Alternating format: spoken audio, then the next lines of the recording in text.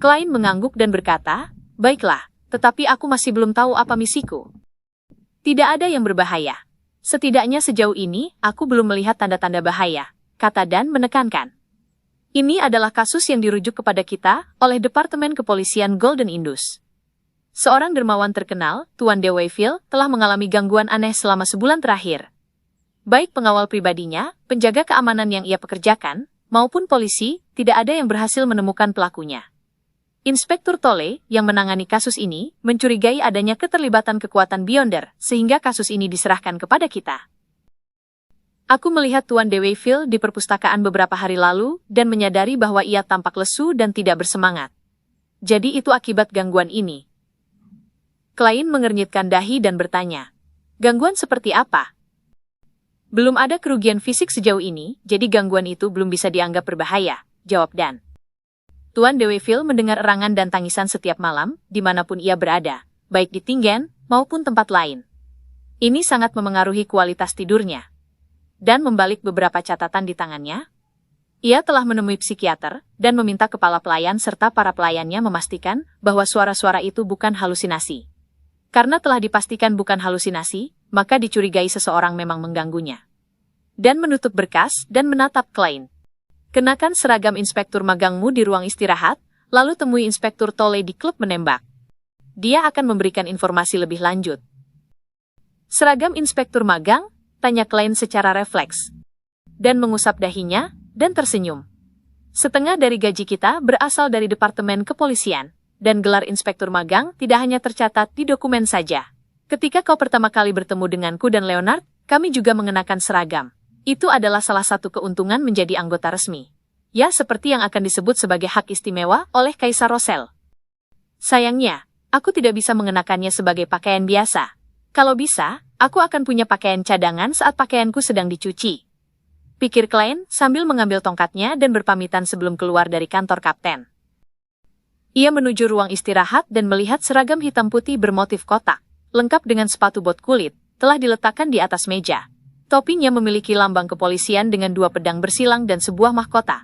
Di bahunya terdapat epaulet hitam putih dengan bintang perak yang berkilau. "Ini seragam inspektur magang?" Klein melihat seragam itu dan melihat deretan angka di bawah bintang perak. 06254. Ia memiliki sedikit pengetahuan tentang struktur pangkat kepolisian di Kerajaan Lowen. Ia tahu bahwa di tingkat paling atas ada menteri dan sekretaris jenderal kepolisian. Di bawah mereka adalah komisaris, wakil komisaris, dan asisten komisialis dari berbagai departemen. Di tingkat menengah ada para inspektur dan superintenden, sedangkan tingkat paling bawah adalah sersan dan konstabel. Setelah menutup pintu, Klein melepas jas dan topinya, lalu mengenakan seragam tersebut. Ia menggantungkan jasnya dan keluar dari ruangan. Ia memasuki kantor staf dan berdiri di depan cermin seluruh badan yang dibawakan oleh Rozani. Pria muda di cermin itu berambut hitam dan bermata coklat lembut. Seragam di tubuhnya memberinya kesan gagah dan penuh semangat. "Tidak buruk," puji Klein pada dirinya sendiri dengan sedikit rasa bangga. Ia meninggalkan tongkatnya di kantor dan keluar dari kantor keamanan Blackthorn. Di dalam sakunya terdapat perlengkapan lengkap, mulai dari senjata hingga lencana polisi. Di aula klub menembak, Klein langsung mengenali Inspektur Tolle karena dia satu-satunya yang mengenakan seragam polisi. Tentu saja, termasuk aku juga, pikir Klein. Di epaulet seragam Tolle terdapat 2 bintang perak. Seragamnya terlihat penuh karena perutnya, dan ia memiliki kumis pirang yang tebal. Tubuhnya tinggi, namun tidak lagi tampak mengintimidasi. Mungkin dulu pernah demikian. Klein Moretti. Inspektur Tolle melihat Klein dan menyambutnya dengan senyum. "Halo Inspektur Tolle.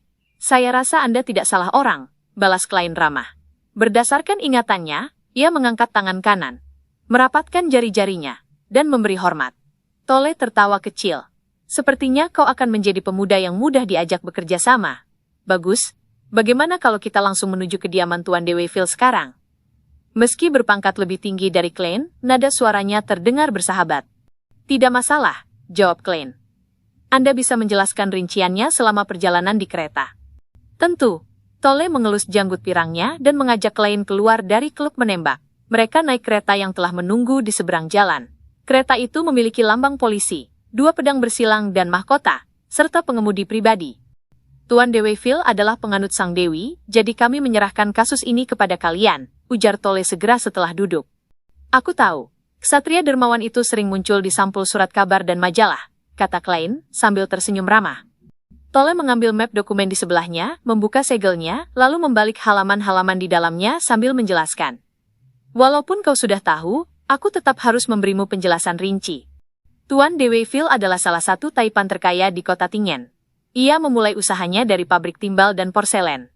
Kini bisnisnya meluas ke baja, batu bara, pelayaran, perbankan, dan obligasi. Ia juga seorang dermawan besar yang telah dipuji oleh raja. Ia mendirikan Yayasan Amal Deweyville, Deweyville Trust, dan Perpustakaan Deweyville. 5 tahun lalu, ia dianugerahi gelar bangsawan. Jika ia mencalonkan diri sebagai wali kota, kurasa tak ada yang bisa menyainginya di Tingen. Tapi tujuannya adalah backlund.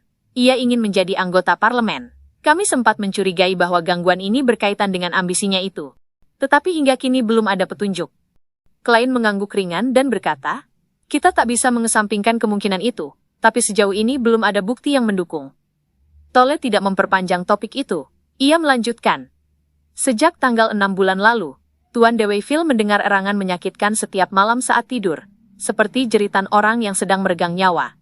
Ia telah memeriksa ruangan sekitarnya berkali-kali, tapi tidak menemukan apapun yang mencurigakan. Kepala pelayan dan para pelayannya juga mengaku mendengar suara itu, meski lebih pelan. Awalnya, Tuan Deweyville mengira hal itu akan berlalu, jadi tidak terlalu memperhatikannya. Tapi erangan itu semakin sering, bahkan kadang muncul di siang hari, disertai tangisan memilukan. Hal ini membuatnya sulit tidur, hingga ia beberapa kali meninggalkan Tingen untuk beristirahat di villa di desa. Namun tetap tidak membuahkan hasil. Bahkan saat berada di backlund, suara-suara itu masih mengikutinya, meskipun tidak separah di sini. Ia mempekerjakan penjaga keamanan untuk menyelidiki, tapi tidak menemukan apapun. Penyelidikan awal kami juga nihil. Setelah disiksa selama lebih dari sebulan, Tuan Deweyville hampir putus asa. Ia telah berkonsultasi dengan banyak psikiater, namun tak ada yang bisa membantunya.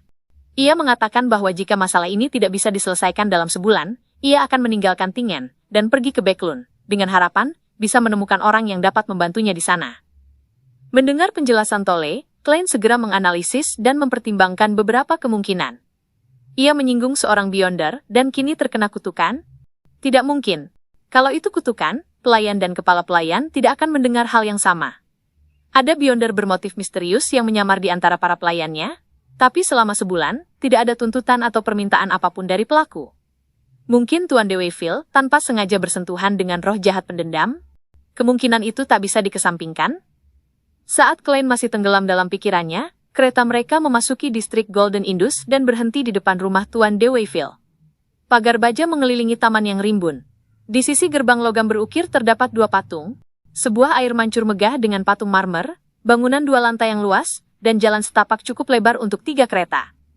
Rumah bangsawan saja hanya 2 lantai. Surat kabar melaporkan bahwa backlund sedang menguji coba pembangunan apartemen 10 lantai. Klein turun dari kereta dan melihat seorang sersan dengan 3 garis pangkat mendekat cepat. Sersan itu memberi hormat kepada Klein. Selamat pagi, Tuan. Selamat pagi, balas Klein sambil tersenyum. Tole berkata, ini sersan Gate. Kalau kau butuh sesuatu, langsung saja beritahu dia. Dan ini Inspektur Magang Moretti, ahli sejarah dan psikologi dari Departemen Kepolisian. Aku tidak pantas menyandang gelar seperti itu, pikir Klein dengan sedikit canggung. Setelah perkenalan selesai, Gate menunjuk bangunan 2 lantai di balik air mancur dan berkata, Tuan Deweyville sedang menunggu. Baik, kata Klein sambil meraba gagang revolver di pinggangnya. Itulah satu-satunya senjata andalannya. Karena mengenakan seragam polisi, ia bisa menyimpan revolver di sarung pinggangnya, membuatnya lebih mudah diakses. Mereka bertiga menyusuri jalan setapak, melewati air mancur, dan tiba di depan pintu masuk. Pintu itu sudah dibuka oleh pelayan yang menunggu dengan sopan di samping. Saat Klein pura-pura menyesuaikan topinya, ia mengetuk dahinya 2 kali untuk mengaktifkan Spirit Vision, lalu masuk ke dalam rumah. Tuan Deweyville yang berwajah persegi sedang memijat pelipisnya di ruang tamu. Ia terlihat sangat letih. Rambut pirangnya dan mata biru pucatnya tampak kusam, seolah ia telah menua 5 tahun dalam waktu singkat. Selamat pagi, Tuan Deweyville.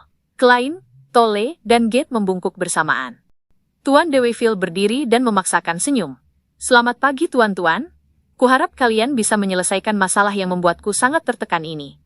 Saat itu juga, Klein menyipitkan mata dan mengernyitkan dahi sedikit.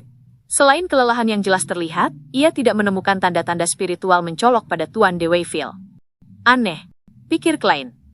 Lalu ia bertanya, "Tuan, di kamar mana Anda pertama kali mendengar erangan itu?" "Di kamar tidurku," jawab Tuan de Wayfield sambil menggeleng. "Bolehkah kami memeriksanya?" tanya Klein. "Bukankah kalian sudah memeriksanya berkali-kali?" sela kepala pelayan dari samping. Jelas ia tidak menyadari bahwa Klein adalah orang yang pernah mengembalikan uang temuan pada Tuan de Wayfield. Klein tetap tersenyum, tenang. "Itu rekan-rekanku, bukan aku." "Tuan, ini adalah seorang ahli yang dikirim langsung oleh Departemen Kepolisian," kata Tolle, memperkenalkan Klein. Tuan de Wayfield memandang pemuda itu sejenak, lalu berkata, "Baiklah. Kalian, antar mereka ke kamarku." "Tuan, saya harap Anda ikut bersama kami," pinta Klein dengan serius. Tuan de Wayfield ragu sejenak, lalu berkata, "Kalau itu bisa menyelesaikan masalah." Ia mengambil tongkatnya dan dengan langkah lemah menaiki tangga, diiringi kepala pelayan Kellen, dan beberapa pengawal yang siap menopangnya jika ia terjatuh. Klein mengamati sekeliling dengan tenang sambil mengikuti mereka dari belakang. Langkah pertama, kedua, ketiga. Mereka mencapai lantai 2 dan masuk ke kamar utama. Klein belum sempat mengamati ruangan ketika seluruh rambut di tubuhnya berdiri. Itu adalah respon dari persepsi spiritualnya. Kamar tidur Tuan de Wayfield lebih besar daripada gabungan ruang tamu dan ruang makan di rumah Klein.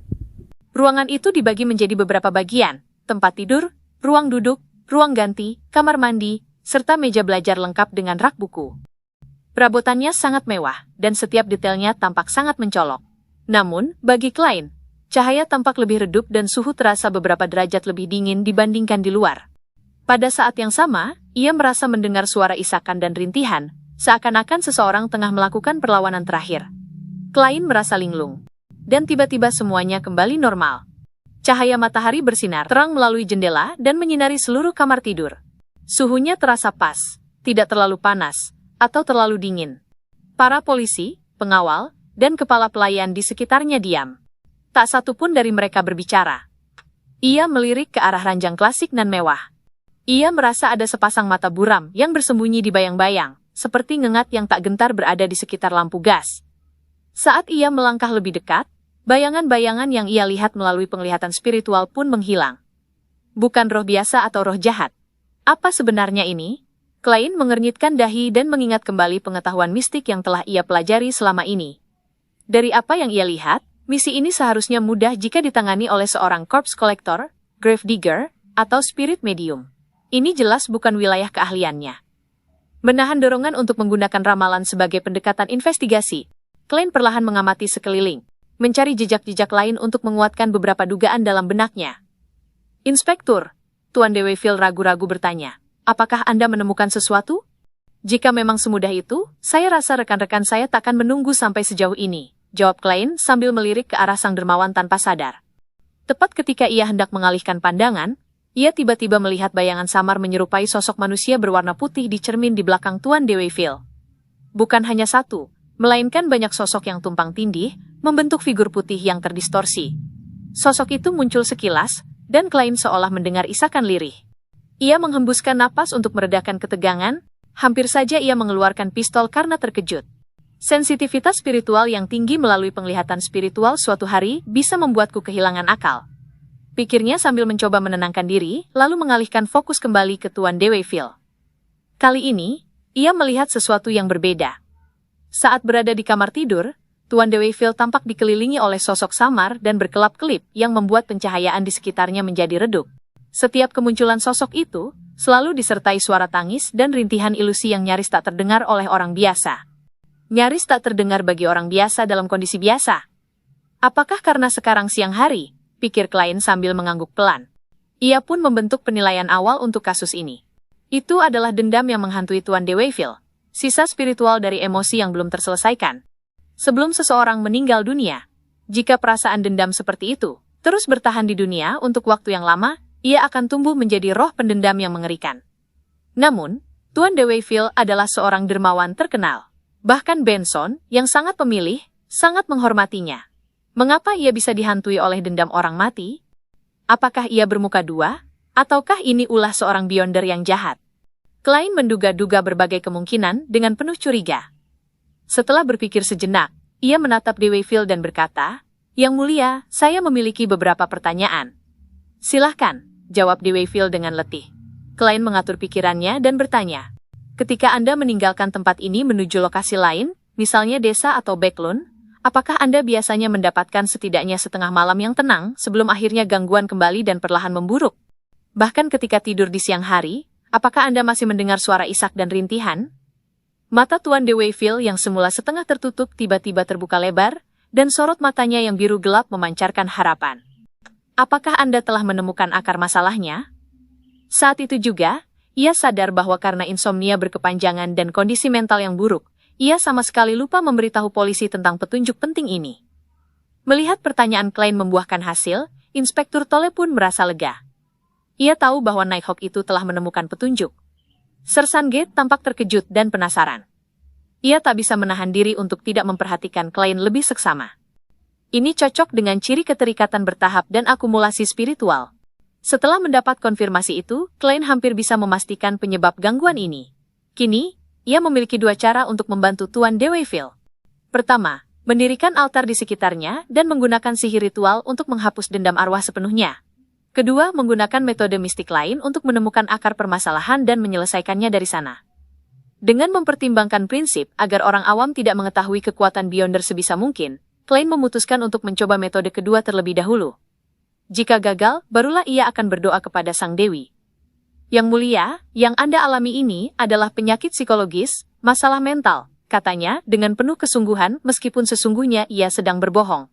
Tuan Deweyfield mengernyit dan bertanya, apakah Anda bermaksud mengatakan bahwa saya sakit jiwa dan harus dirawat di rumah sakit? Tidak, tidak separah itu. Sebenarnya, kebanyakan orang memiliki masalah psikologis dalam kadar tertentu, jawab Klein dengan tenang. Izinkan saya memperkenalkan diri sekali lagi. Saya adalah pakar psikologi dari Kepolisian Daerah Awa. Pakar psikologi? Deweyfield dan kepala pelayannya memandang ke arah Inspektur Tolle yang mereka kenal. Tolle mengangguk serius dan membenarkan. Baiklah. Apa yang Anda perlukan untuk perawatan saya? Tapi saya tidak mengerti, mengapa kepala pelayan, para pengawal, dan pelayan saya juga mendengar suara isak dan rintihan itu. Deweyfield memegang tongkatnya dengan kedua tangan dan tampak bingung. Klein menjawab dengan nada profesional, saya akan menjelaskan setelah semuanya selesai. Mohon perintahkan kepala pelayan, para pelayan, dan pengawal Anda untuk meninggalkan ruangan. Inspektur Tolle, Sersan Gate, mohon Anda berdua juga keluar. Saya memerlukan lingkungan yang tenang untuk memulai tahap awal perawatan. Sebuah perawatan dengan sihir, pikir Inspektur Tolle dalam hati sambil mengangguk kepada Tuan Deweyfield. Tuan Deweyfield terdiam selama lebih dari 10 detik sebelum berkata, Callan, antar mereka ke ruang tamu lantai 2. Ya Tuan. Kepala pelayan Callan tidak membantah, karena permintaan itu datang dari polisi dan seorang pakar psikologi. Setelah semua orang keluar satu persatu dan pintu ditutup, Klein menatap Deweyfield yang berambut pirang tua dan bermata biru, lalu berkata, Tuan, silahkan berbaring di tempat tidur. Tenangkan diri dan cobalah untuk tidur. Baiklah. Deweyfield melepas mantel dan topinya lalu menggantungnya di gantungan baju. Ia berjalan perlahan ke sisi tempat tidur dan berbaring. Klein menutup seluruh tirai, membuat ruangan menjadi gelap. Ia melepas liontinnya dan segera menggunakan pendulum spiritual untuk mendeteksi bahaya.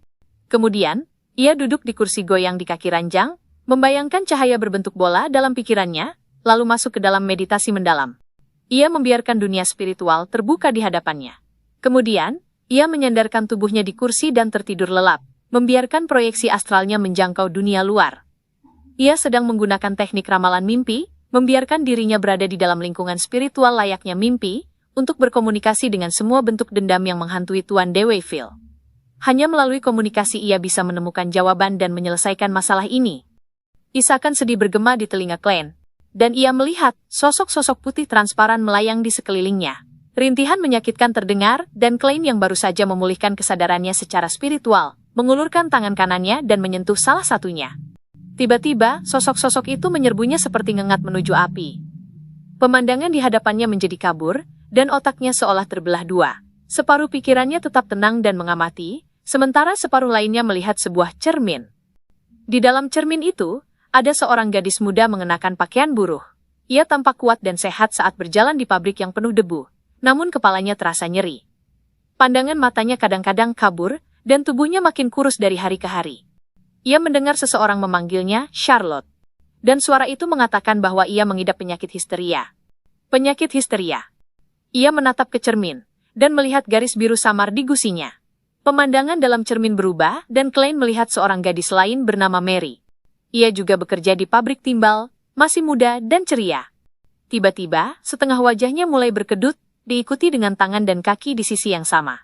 Kau mengidap epilepsi, katanya, mendengar suara seseorang saat tubuhnya kejang hebat.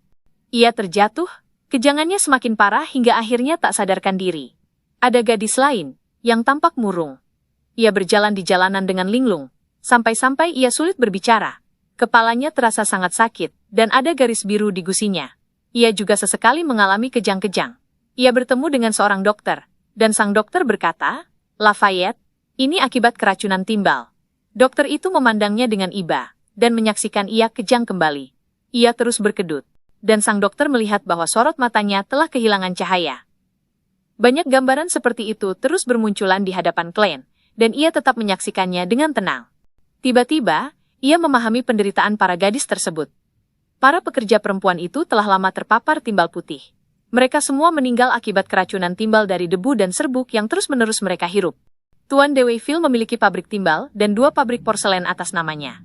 Semuanya mempekerjakan buruh perempuan yang lebih murah. Klein melihat semuanya dalam keheningan, namun ia merasa ada sesuatu yang belum terungkap sepenuhnya. Dendam kematian semacam itu biasanya tidak kuat. Mereka seharusnya tak bisa memengaruhi dunia nyata atau memberikan efek terhadap Deweyville, meskipun jumlahnya banyak. Kecuali, jika ada satu dendam yang lebih kuat dan keras kepala yang mempersatukan semuanya. Saat itu juga, ia melihat seorang gadis lain. Gadis itu tak lebih dari 18 tahun, dan ia sedang mengilapkan porselen di dalam pabrik.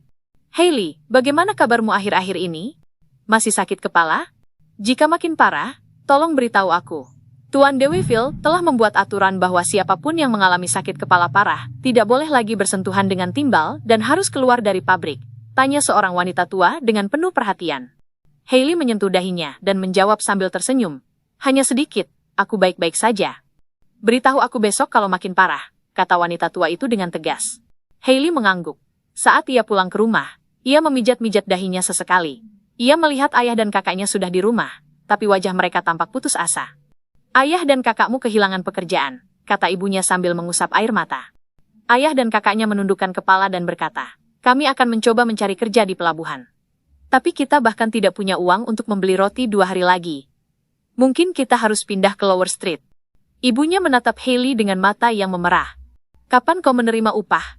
10 soli bukan? Hailey kembali memijat dahinya. Ya, hari Sabtu. Hari Sabtu. Ia tidak mengatakan apa-apa lagi, dan tetap diam seperti biasanya.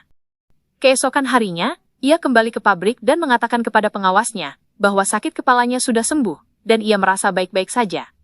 Ia tersenyum, dan berjalan kaki 5 kilometer pergi pulang setiap hari. Ia makin sering memijat kepalanya. Kalian belum juga mendapatkan pekerjaan lain? Tanya Hailey kepada ayah dan kakaknya sambil memandang sup yang hanya direbus dengan roti hitam. Ayahnya menjawab dengan frustrasi, ekonominya sedang lesu, banyak tempat memberhentikan karyawan. Bahkan pekerjaan di pelabuhan pun tidak menentu. Aku hanya dapat 3 soli dan 7 pence seminggu. Hailey menghela napas dan kembali diam seperti biasanya. Tapi kali ini, ia menyembunyikan tangan kirinya yang mulai berkedut. Keesokan harinya, ia kembali berjalan menuju tempat kerja. Matahari bersinar cerah, dan jalanan semakin ramai dengan para pejalan kaki. Tiba-tiba, seluruh tubuhnya mulai kejang. Ia terjatuh di pinggir jalan, mulutnya mengeluarkan busa. Ia menatap langit, dan pandangannya menjadi buram. Ia melihat orang-orang lewat, beberapa mendekat. Ia melihat sebuah kereta melewatinya dengan lambang keluarga Deweyville, seekor merpati putih dengan sayap terbuka seolah siap terbang. Ia berusaha keras membuka mulut, tapi tak ada suara yang keluar. Jadi, ia pun tak mengatakan apa-apa, seperti biasanya. Tapi bedanya kali ini, ia sudah mati.